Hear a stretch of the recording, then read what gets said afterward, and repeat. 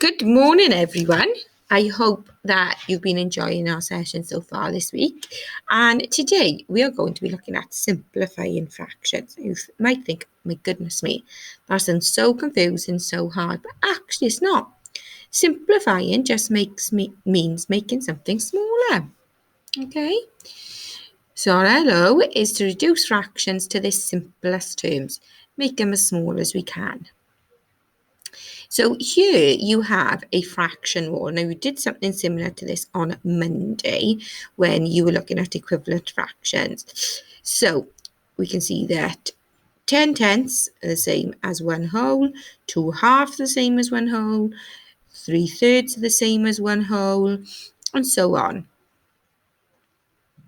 So every fraction is always out of 1 whole.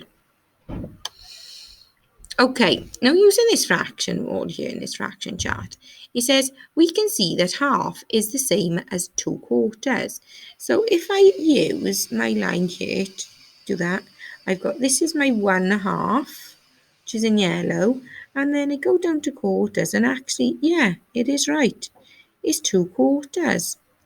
And then I can see that it's actually the same as 3/6. So I'm going to go down to my 6, and I can see there in orange 3, 1, 2, 3, 6. 4/8. Let's go down.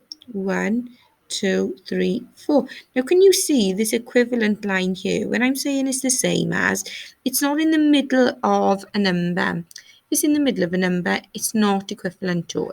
So, for example, the first one up here that it cuts through would be 1/3. We can't say it's 1/3 and a half. Okay, won't make sense. So they're not equivalent there.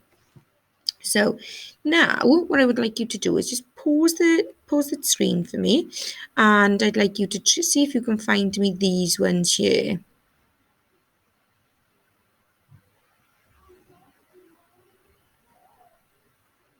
Okay, so the equivalent of 2/8. So we need to find our 8s. We've got 2/8 there, 1/8, 2/8. That would be the same as, going up, if I follow my line, it would be 1/4. 3/9, so I got 1, 2, 3 there over 9. I'm going to follow that equivalent line up there, be the same as 2/6. 8/10, so 1, 2, 3, 4, 5, 6, 7, 8 would be the same as, I'm going to follow my line all the way up, would be the same as 4/5. Okay, and you can keep going. It's pretty easy, guys. Okay, so simplifying fractions. When they come in this form, we have a sum, and it says, what is it the same as? So 24/40 is the same as something. So what you need to do to be able to find this out is find a number that both the numerator and the denominator, so the top and the bottom number, both go into. So here we can see that they both go into 2. So we've got 2 divided by 24 would give us the answer 12. 2 divided by 40 would give us the answer of 20. But we can go smaller again. It also goes into 4s. So if I cut it down again, divided by 4, we'd have 6/10. But I could also make it even simpler and smaller by dividing by 8. So it was 3/5. Okay, so that's how we work out the simplifying of fractions. Okay, let's have a little look at this one. Is this right or wrong? I think it might be wrong. So the first thing I notice is that 28 and 56 are both in the 7 times tables. So I'm going to divide them both by 7.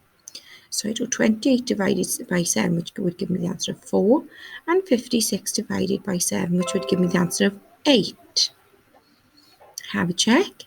Can you do it? Is it simplified? No, because it can still be simplified by 4. Good luck, guys.